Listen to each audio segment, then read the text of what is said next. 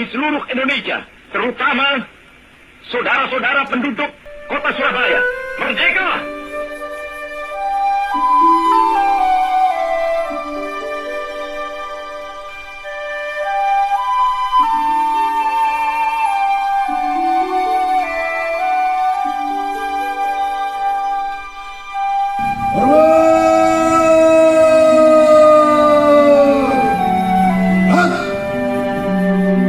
Pesan perjuangan pahlawan nasional, hidup untuk rakyat, mati untuk kehormatan.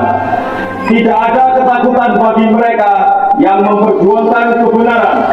Wanita yang cerdas akan melahirkan bangsa yang kuat. Hukum hanya punya arti jika berdiri bersama rakyat. Kemerdekaan adalah amanah Tuhan yang harus dijaga dengan iman dan ilmu.